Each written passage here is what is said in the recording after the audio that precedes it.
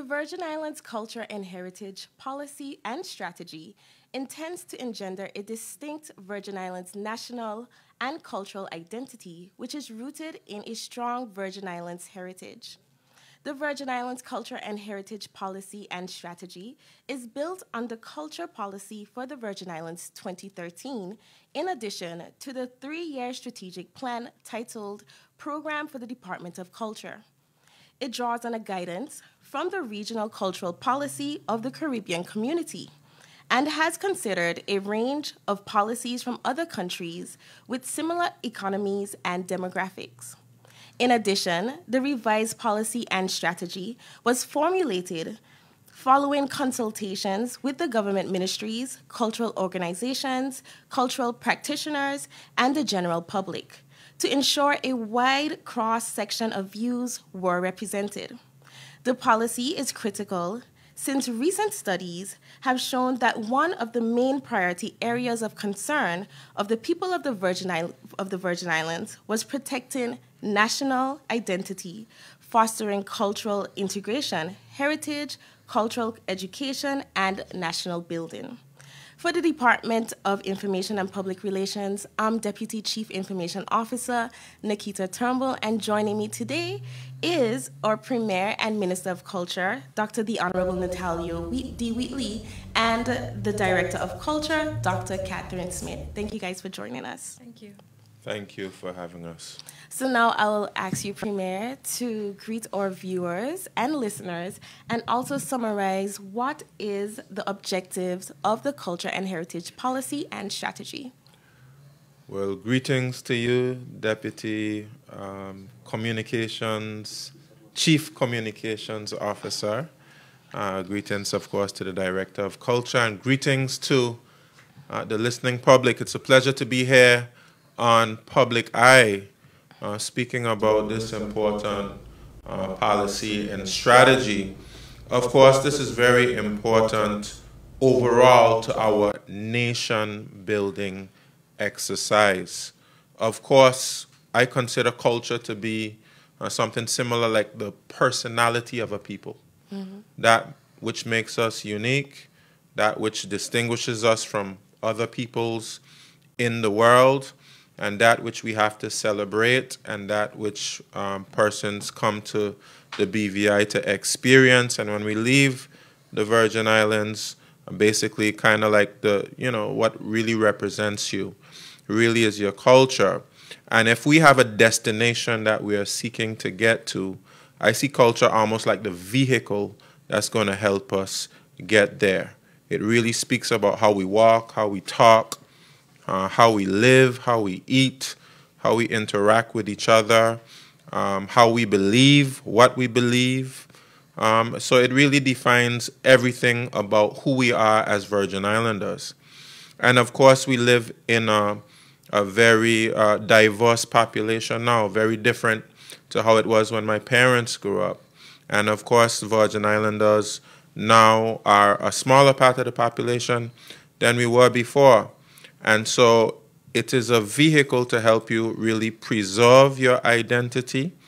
But it's not just preserve your identity, even how you integrate persons who come from other places into this Virgin Islands identity and collective. It can help you in terms of your economy, given the fact that tourism is a big part of our economy, given the fact that culture helps you also to create products, create experiences, create goods, create services.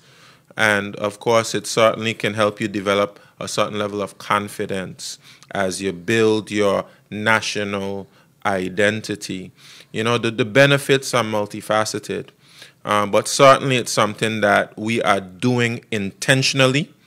It's an act of self-determination to speak for ourselves and to make a conscious decision about who we are and who we want to be while celebrating who we have been in the past. Agreed. So, Premier, can you tell us what was the formulation of this policy and how it integrates the overall national development plan for the territory? Well, as I said before, this is a very important of our nation building exercise. As you know, just yesterday, we launched our National Sustainable Development Plan, Vision 2036. And as we build on our National Sustainable Development Plan, culture, we have to recognize culture is a very important aspect of that. Because, of course, as the cliche goes, you can't know where you're going unless you know where you came from. And in a similar respect, you can't really chart a course into the future unless you examine and have a thorough understanding of who you are and who you have been, and to develop the institutions that will allow you to reinforce who you are and who you want to be. Whether they're educational institutions, where you teach your young people about your culture and your identity, about who you are and who you want to be, and how that can benefit you, whether it benefits you through how you eat, how healthy you are as an individual, or it benefits you in terms of your social relationships, how people interact with each other, whether it benefits you in terms of how you enjoy each other's presence and entertain each other, and the things that you find beauty in, whether it's your songs, whether it's your dance, whether it's your music, and really how you, as I said before, develop your economy, because you can develop economy around your culture. There's a whole creative economy that we can better utilize. And what persons need to understand is, if you don't have a strong cultural identity, you can adopt cultural identities from others. Let's just look at the fact that a lot of us watch television from the United States of America. It's quite easy to adopt an Americanized culture. But as we said, this is an act of self-determination where we consciously say, do we want to be Americanized, or do we want to adopt any cultures which just come around us, or do we want a strong Virgin Islands identity? And that's really the question for us. And all of these questions are questions that we have to answer in order to execute a national sustainable development plan. And I think all of us would say that the answer is that we do want a strong Virgin Islands identity. Thank you, Prime. And that's where the strategy comes in, because the question is, how do you do that? Awesome. So, Dr. Smith, what is the department's involvement in this policy and the framework supporting this work? Okay, so some of the guiding principles that we moved forward with, there were two main ones. And the first one would be that when we really looked at it, the responsibilities for culture and heritage are fragmented. They actually fall across multiple stakeholders. And so it became clear that now it's really necessary for everyone to really work together in a cohesive manner under a coordinated policy and strategy. So the Department of Culture would be very important as taking the lead in that. But I want to say here that the fragmented stakeholders are so varied. When we come to, for example, heritage, we look at the National Parks Trust, Town and Country Planning Department. When we look at culture, we could look at so many different stakeholders, Social Development Department, Virgin Islands Festival and Fairs Committee. I want to say that some of those stakeholders were government ministries, some are government departments, some are statutory bodies, and of course the public, the biggest stakeholder, nonprofits, artists, etc., elders, culture and tradition bearers. So that was the first guiding principle.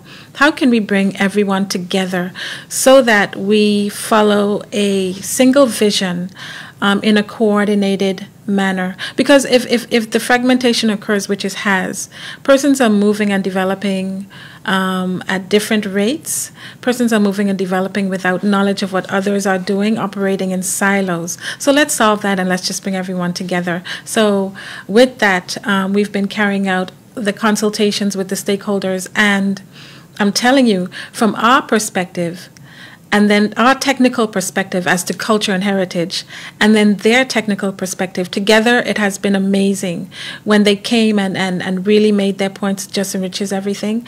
And then I would say the second guiding principle the Premier touched on, which is one of nation building. So we do know that citizens of a nation are bonded together. They share a common cultural experience, and they share a collective memory and a common heritage. And they operate in mutual solidarity with one another, not divided, but together, right? And so with that, one can see that since sharing the common cultural experience and the common collective memory, these are an important part of nation building, then that just means that culture and heritage must be very important to that process. So those are a bit of the kind of guiding principles that we followed. So you just touched on that you have met with some of the stakeholders. What has been the feedback so far? The feedback is so varied and so, like I said, promising, enriching, informative, instructive. So when it comes to culture, for example, meeting with Virgin Islands Festival and Fairs Committee or the representatives from, as well as the BVI Tourist Board and Commission, you get certain ideas to do with festivals, making sure that our festivals are authentic, making sure that they sort of reflect the character of each unique island. You know, our islands all have a unique feel to them.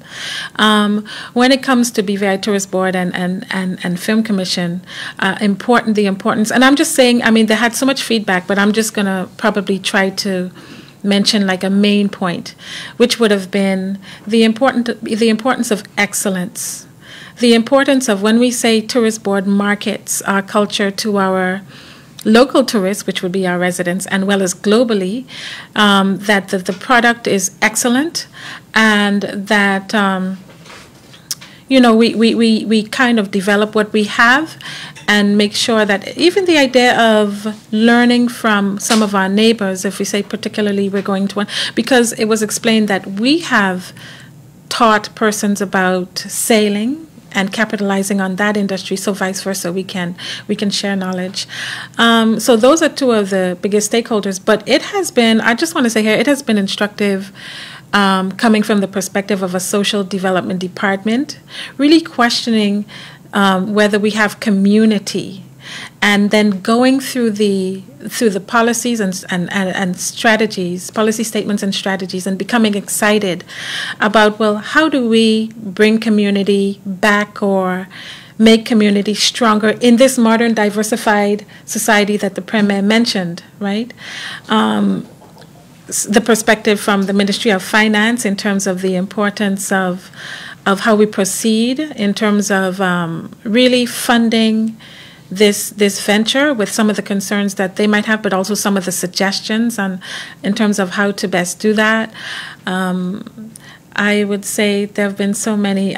Ministry of Education, that was really great in terms of, and that probably has the longest list of strategies there in terms of really integrating our culture and heritage throughout the education sector, pre-primary to tertiary, meeting with HLSEC on the same matter, meeting with the Ministry of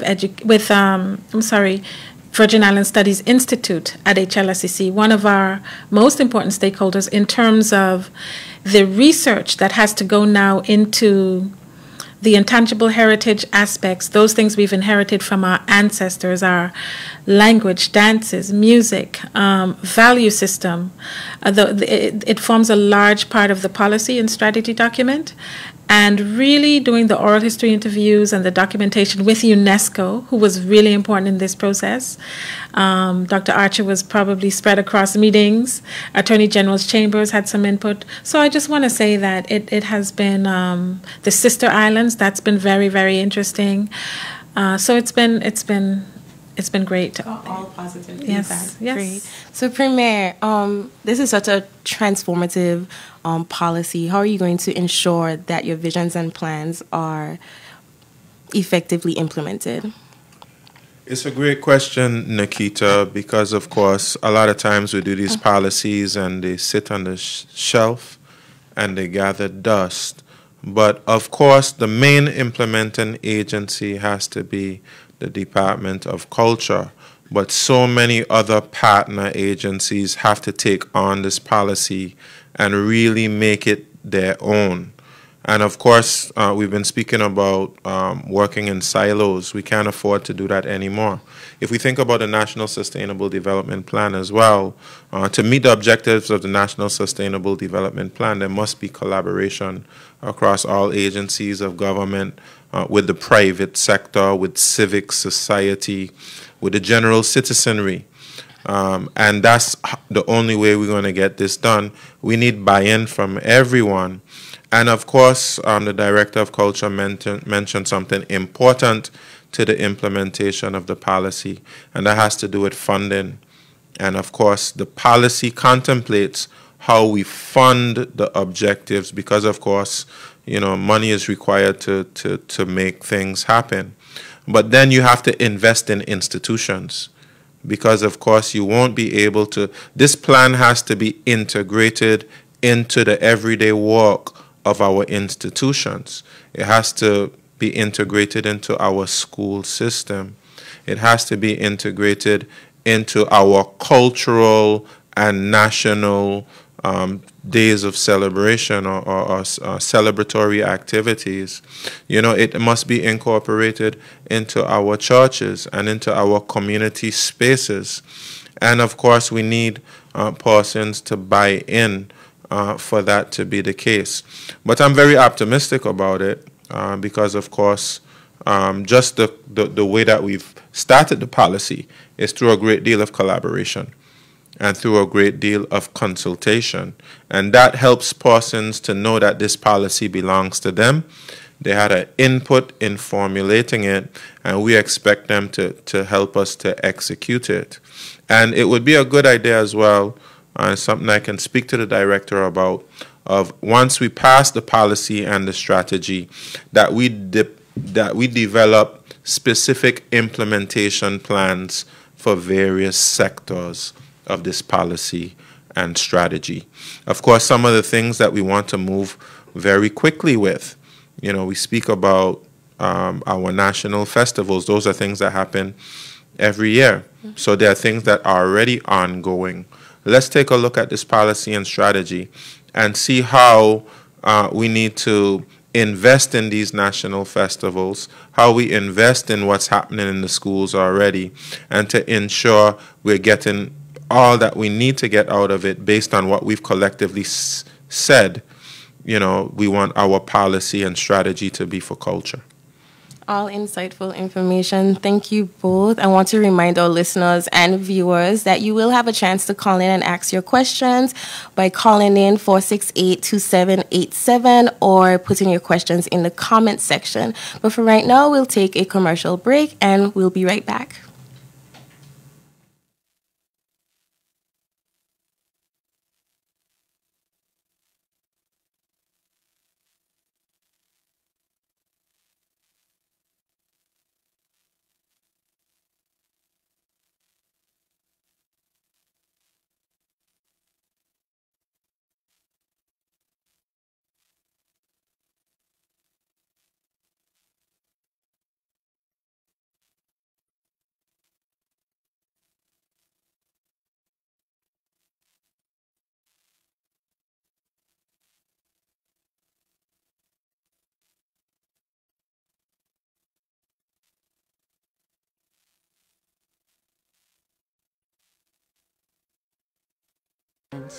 Fact number 4. In addition to short-term employment opportunities, the rated program will also allow for training, education, and development of skills through courses and programs that will be offered by the H. Laverty Stout Community College and other training institutions. Fact number 5.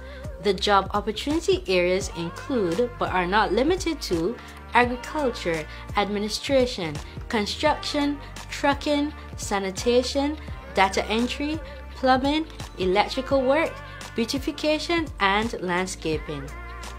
Thank you for listening to these 5 fast facts. Get rated today.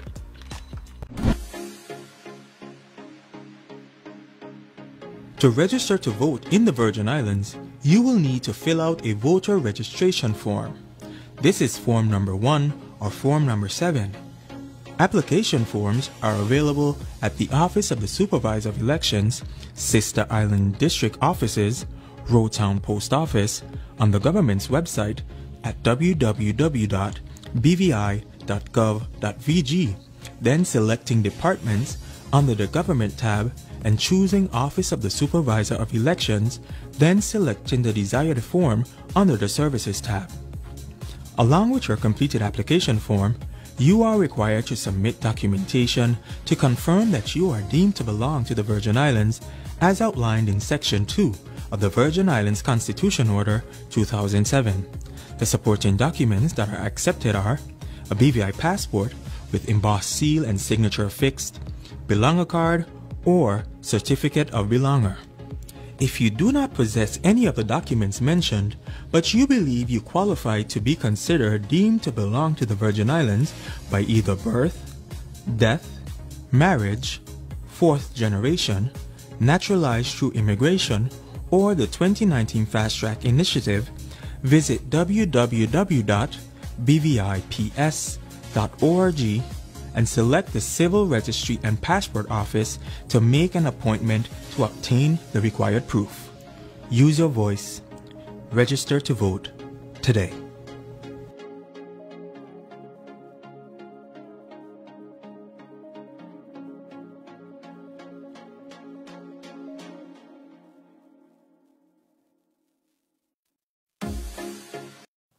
Welcome back. You're tuned into Public Eye. I'm Deputy Chief Information Officer Nikita Turnbull, and here with me in the studio is Premier Minister of Culture, Dr. Natalio D. Wheatley, and the Director of Culture, Dr. Catherine Smith. Again, the phones are now open for you to ask your questions the phones are open for you to ask questions by calling in 468-2787, or you could ask your questions in our comments. As we wait for your questions, we'll go ahead and I'll ask my guests some more questions. So, Dr. Smith, can you tell us what is the fundamental difference between culture and heritage and how each of these categories are accounted for in the policy? Okay, yes. The difference, well, I think when we speak about culture, we always say that it's a way of life.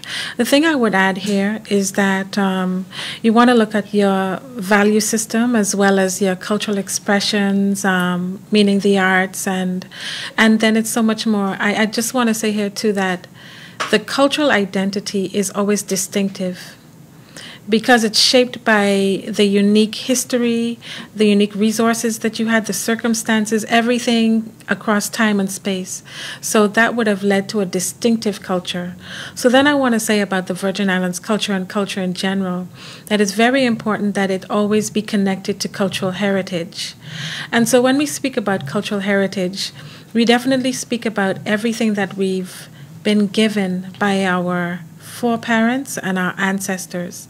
So we speak about the foundation that they established, that we stand upon. So we're talking about a value system. We would talk about the intangible aspects, as briefly mentioned, the way we speak, even the art of storytelling. We can speak about our dances, as mentioned before, our cultural dances, our music, Fungi music, but then also, calypso, soca, reggae, merengue or salsa coming into the Virgin Islands, and then the history or the tradition of the musicians who gave an authentic Virgin Islands voice to those music forms, VI music. So it's just everything that the great legacy of land owning and how that impacted the character and the economy of the Virgin Islands, our medicinal plants, the local names for trees and natural heritage as well. So all of those things, our agricultural practices, fishing practices, everything that we inherited in terms of an intangible sense, meaning we're not going to touch, feel, and see these things, but they truly fill us up and give us that distinctive identity with which we then move forward and we engage the world. So with the policy really building a strong identity, cultural identity and national identity, and the vision statement is building nations centering culture and heritage. We hope now not to be just impacted by globalization, but to even put our own impact on globalization, impact the global narrative with our culture and heritage. And then, of course, when we come to the tangible aspects, we will talk about, and we have all of them, we talk about our historic sites, places, burial grounds, museums, archaeological objects known as artifacts or culturally protected objects. We talk about our shipwrecks, underwater heritage, cultural landscapes. All of that is important. That's the tangible. So when all of that comes together, and those are sort of dealt with by broad strategic broad strategies in the policy and strategy. So it's we have our policy statements and then we have our broad strategic goals, which would then, as Premier mentioned, we do actually have in there that we gave ourselves a 3-month period to really establish implementation framework and timeline, because the policy is a 5-year policy. And that is done in collaboration with the stakeholders. So the whole process has to be very, very collaborative.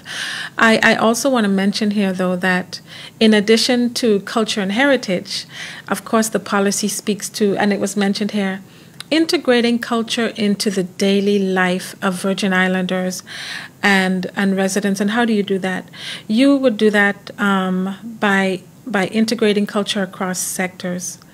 So then we can look at culture with health, which we have done, and we've had those meetings. We can look at culture with gender affairs, the Office of Gender Affairs, we had those meetings. Culture with youth affairs and sports, culture with agriculture. So that's another important part of the whole equation. And I know you're very passionate about this policy. And if, again, you're just tuning in, we're speaking about the Virgin Islands Culture and Heritage Policy and Strategy. And you can call in to ask your questions. The phone number is 468-2787, or write your questions in the comments. Now, off camera during our break, we were talking about some of the benefits to the young people. And I want the Premier to just remind us what we were talking about off camera. Like, how does this policy benefit those in the creative field here in the BVI? Well, certainly with this policy, the Department of Culture will have a mandate actually to work on the creative industries. In fact, we are hopeful that we would have actually someone tasked with that particular area in the Department of Culture, just looking after creative industries. Of course, we know we have visual arts, we have the literary arts, we have the performing arts, and we have, I'm perhaps missing a few of them, but we want to have activities happening as it pertains to all of these particular areas. And the important thing is to ensure that we build institutions and platforms that young persons can display their talent. For instance, we want to have a national theater or national performing arts center. We also want to be able to have a national gallery. We want to be able to have a national museum.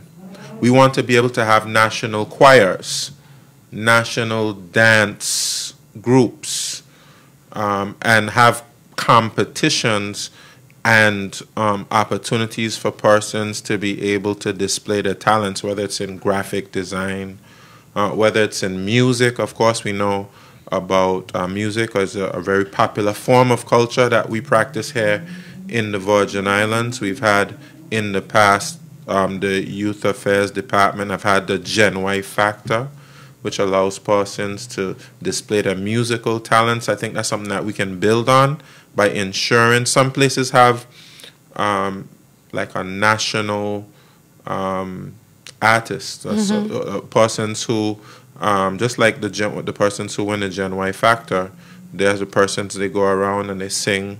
And just like we have a poet laureate, we introduced a poet laureate. That person is like the national poet of the Virgin Islands. And it's I'm very passionate about the dramatic arts. I would like to see us having more plays, having more skits, having more even film presentations. And the cultural policy also speaks about how we fund these things, because if government doesn't fund these things, and if the private sector doesn't help to sponsor these things, like through things like endowments for the arts, and if the public doesn't go and support it by buying tickets and things like that, it probably won't happen. Because while young people have a lot of talent, we haven't done a very good job in the Virgin Islands of developing the platforms by which they can display that talent. And I haven't even spoken about, our educational institutions, which of course we've had a very long time, a culture week. But I think throughout the entire academic year, we have to incorporate cultural activities, like having little we can have a fungi band in all the schools. I know these are things which have happened in the past. Have a dance groups in the schools. Have more opportunities in schools to do cultural things throughout the year. And then when you have your culture week, you really put on display what you've been doing all year. I'm so happy to hear that. And there are tons of students that have hopes and dreams to be in a performing art career. And now hopefully this policy will help support that. So we have a caller. Caller, you're on the air. You can ask your question. Good evening, public. I just want to make a comment about the cultural policy out there. Are you proposing to implement?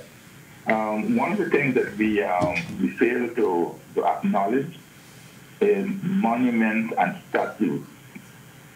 I visited several Caribbean islands, like for instance Trinidad. You know, I've seen the Cipriani statue in the port of Spain. You go to Dominican Republic, you have a monument of Montesino and several other leaders. We have, a rich heritage of several persons who have done, who have contributed well to the BVI. For instance, Honorable Hamilton Laverty Stout, our first Chief Minister. If someone to come to the territory or ask around who was Laverty Stout, you will tell me the first Chief Minister. Do we have any monument of him to show to the world that we had Laverty Stout as our first Chief Minister? Our first Premier, Honorable Rasky O'Neill. Nobody knows, if you come here and you ask questions, there's no evidence of him. So when I have said it before, and I'm going to say it again, I would like to see huge statues of American Laverty Stout, Honorable Laverty Stout, as well as Ralph O'Neill, to be erected at various points in the territory, at one of each, wherever. And so when someone come and stand in Rotom and you look at the statue of Laverty Stout, the inscription on the base, people would know who he was. I visited Antigua. The airport terminal, if you never know it's Viv Richards, as a cricketer, you see him on the wall displayed on a mural, and the robbers, Courtney Ambrose. We have a twice gold medalist of the Commonwealth Games, Kyron McMaster. I have said it before, I'm going to say it again. I would like to see a portrait of him, a mural, whatever, in the airport terminal building. The wall is there. We want to show the world when they come here that Kyron McMaster from this little island of the BVI won 2 gold medals at the Commonwealth Games.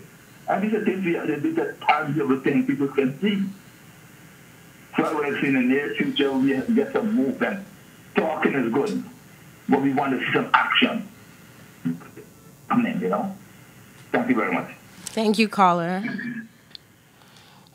Do you want to? Yeah, I would love to respond to the caller. That caller's absolutely right. And I think it's something for us to consider as we review the policy and get ready to finalize the policy, how all the different institutions, government institutions, private institutions help to support our cultural efforts, support our cultural artists. For instance, I've gone to airports, and sometimes in the airport you see exhibits inside the airport. So the airport itself is almost like a museum type space where you have exhibits. And I think this is excellent. When we go to our airport, you should see cultural things. And of course, you should see a celebration of our athletes and other persons as well, because when persons come, that's your first introduction to the Virgin Islands. And so it's very important. I do want to say, however, we'll acknowledge that we've made a start.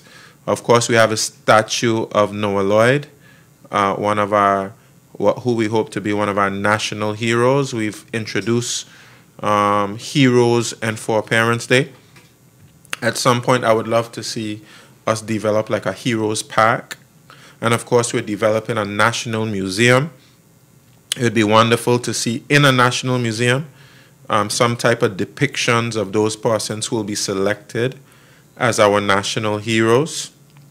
We have in front of the House of Assembly building busts of the 4 individuals who were our first legislators in 1950. Well, first since the restoration of the Legislative Council.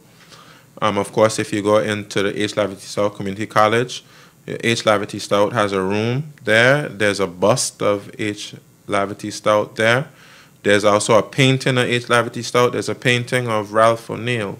But I agree, we have not gone nearly far enough in that particular respect.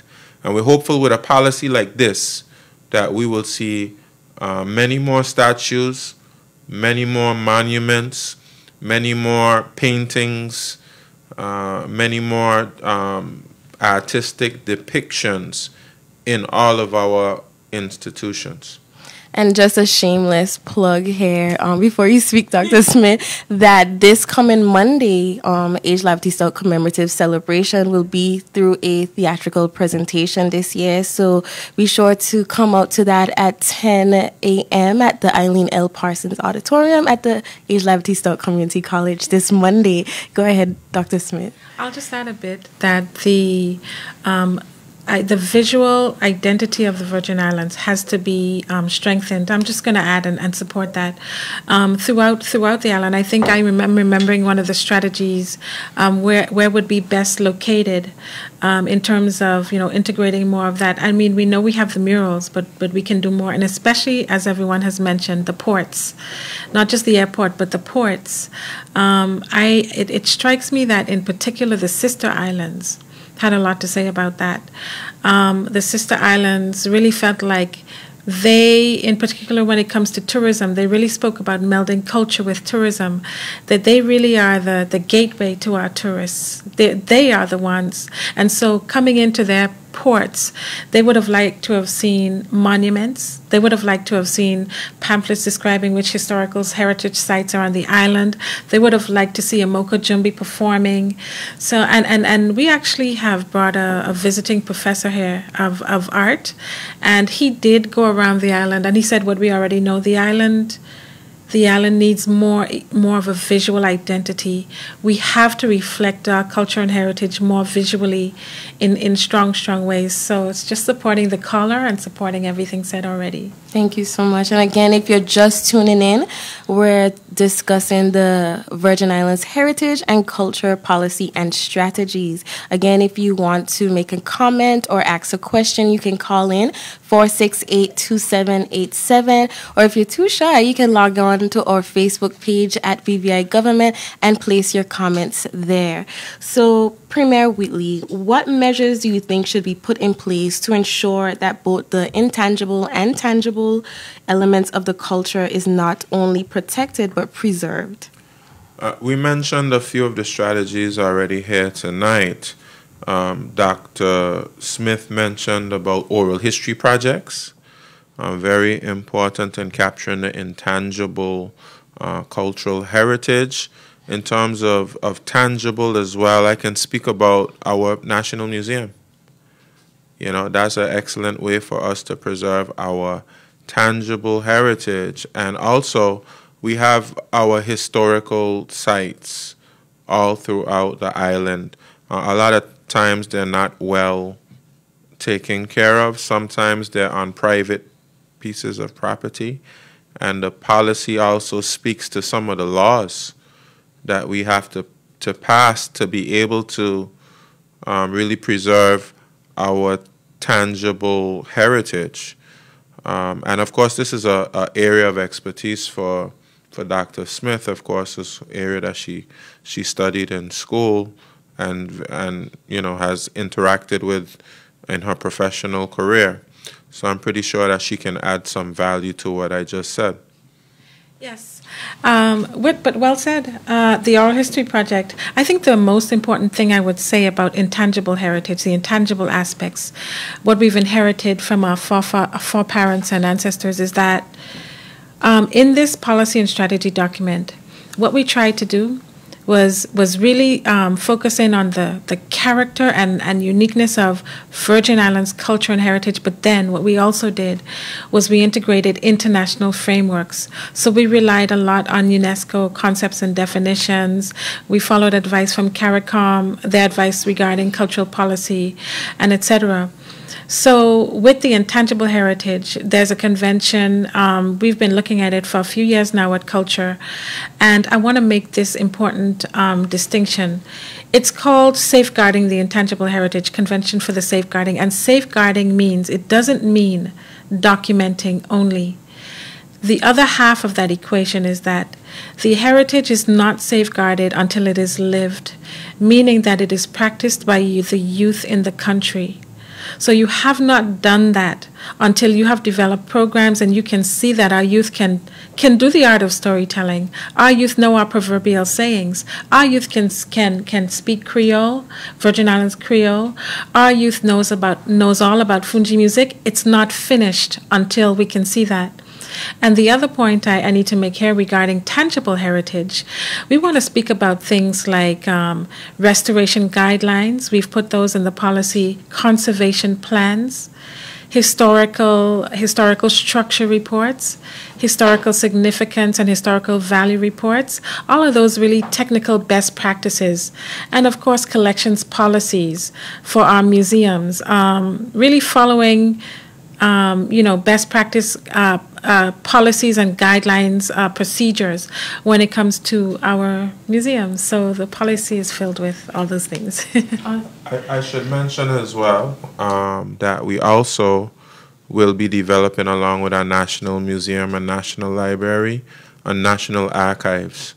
And this is being designed right now. The Recovery and Development Agency is taking this project through the conceptual stage, and after the conceptual stage, of course, we'll go to the design stage, and of course, we've budgeted money for the designs, and soon the public will be able to see some beautiful designs for our National Museum, National Library, and National Archives, Performing Arts Center. And also our National Performing Arts Center. And I should say as well, something exciting that idea that I have. I want to get some of our culture bearers to really do some documentaries. I think the documentaries will be really excellent, in which they maybe do some storytelling, maybe tell a story about a particular individual, to really document the life of individuals in the Virgin Islands in the form of stories. And that's something that we want to launch very soon. We've heard, and that just reminds me, so far we've heard from, we've had a reaction to the policy and strategy from Mr. Foxy Colwood, Ms. Romelia Smith, Ms. Ermin Penn, Ms. Verna Penn Mull, and we're just waiting for the others to come in. Yeah, awesome. So as we wrap up, I'm going to ask this question to both. Oh, we do have a caller. So I'll wait until we get that call. But the question, so how can cultural resources be capitalized on to empower our people, especially our youth? Capital resources be capitalized on? How cultural resources, sorry. Perhaps maybe we could go to the call and then we can, I'll return to that. Caller, you're on the air. Yeah, good evening. Premier and Dr. Smith. I just have a few comments. And actually, the caller and some of the stuff you all were saying, so I'm going to just add a little 2 cents to it. Okay, first, I actually talked to someone, I won't call his name. I tell him I would like to see a billboard with the 5 gold medalists. They won gold in international competition. If there's a billboard like in town, in the area there by the multipurpose complex, not only it's good for the tourists to know our heroes, also it will be inspiration for young athletes. Yeah, I want to be on the billboard. So who don't know them is Crab, Leon Crab, Taisha Harrigan, Chantal Malone, Anisha Hodge, and Miss Francis Fremont. I think that will be a good start. And I don't know if I was saying, well, maybe kind of an Olympic medal, maybe he might be in the airport. But I was more looking at the billboard in the capital. That's one. And 2, to make it simple, I would like to see a Fungi band for the territory. A few years ago, at the Age Lovely Cell communities, Age Lovely Cell birthday celebration at the admin building, most of the guys were from Zion Sounds, and they had 2 horn men and a few other musicians. And that band sounded great. So I would like to see the official, the Fungi band for the territory. And the historical landmarks here bother me over the years because even the Bible says preserve the old landmark. I like going around to these sites. So the dungeon, I understand it's something with private property, but there's got to be a way. You preserve your old landmark, fence it up, you got the history right there, and it's good, I think, for when the driver's taking tourists on a tour. I was disturbed when I went on one of my hikes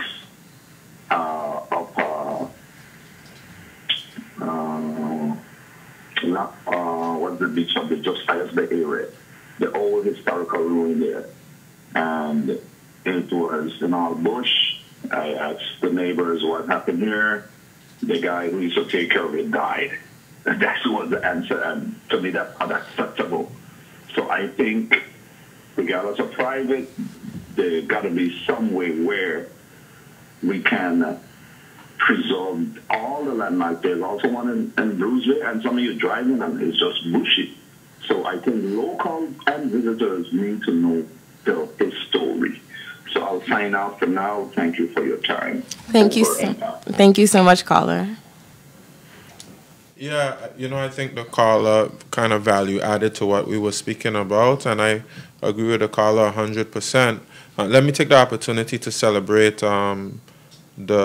I think the Recreation Trust Director, which is Boss Eustace Freeman, who inside the multipurpose complex put pictures of some of our really accomplished athletes, and there were some ideas about the wall right there where the A.O. Shirley ground is, having some murals on that wall, and I'll have to follow up and see where those plans are to get those murals done. But I agree 100% in terms of that particular area there, whether we do billboards, whether we do murals, whether we do more of what the director, Mr. Eustace Freeman, did inside the multipurpose complex.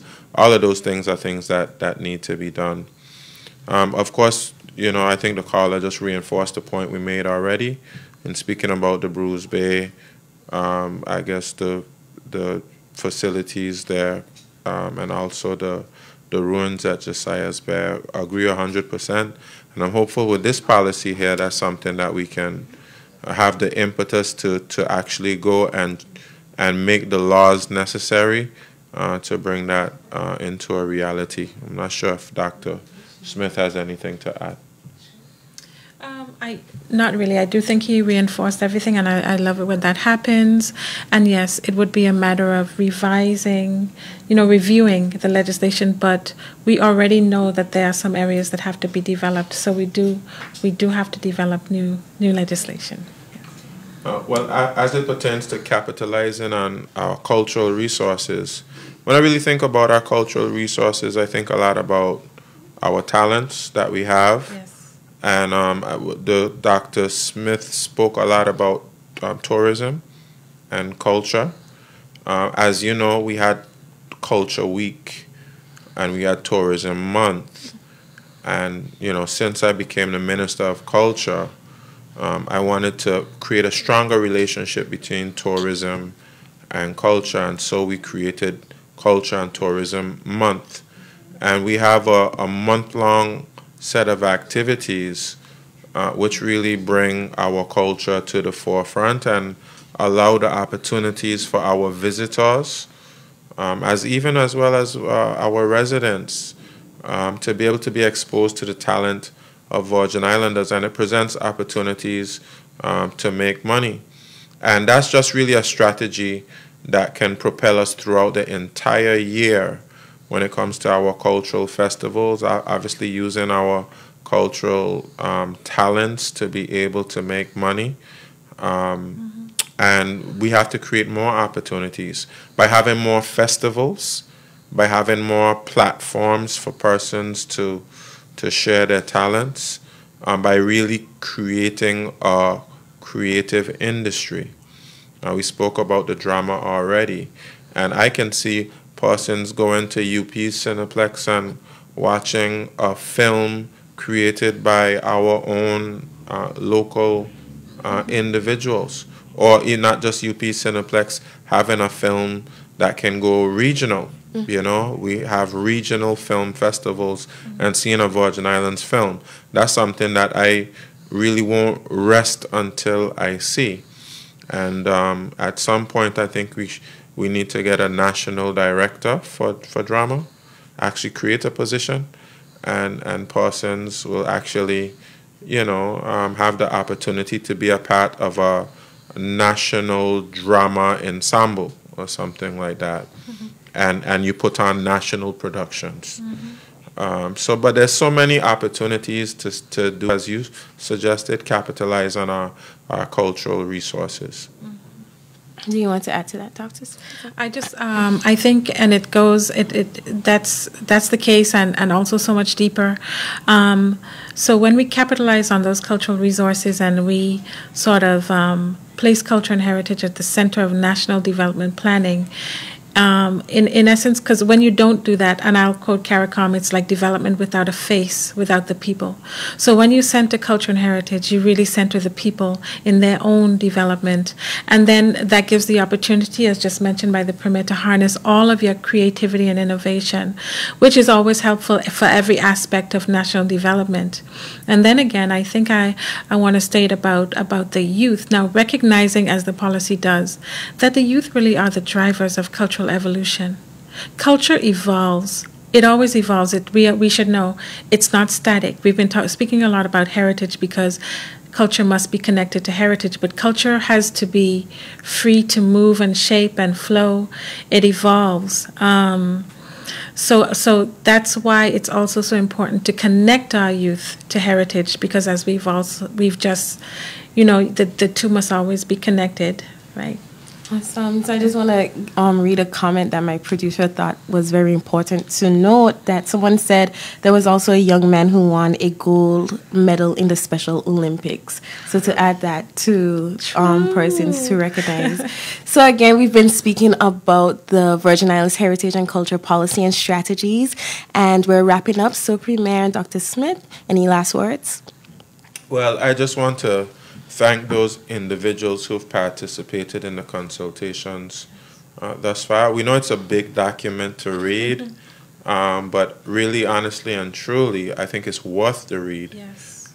Because, of course, culture is so important to our way of life, and I know that persons will be greatly enriched if they take a look at this policy, if they're able to see if there are any gaps, any areas which are deficient that they can contribute to, because of course through the consultations I've learned of other areas that we need to put in the policy. And certainly we're looking forward to this policy being completed, having a final draft that we can take to cabinet and that we can officially pass. And of course at some point it would come to the House of Assembly to become a public document. But you know, we just want to celebrate our culture and watch it grow, watch it develop. We certainly don't want to see it fade away because, of course, of all of the external factors that we're faced with. But I am very optimistic about our culture really being at the forefront of our national development strategies.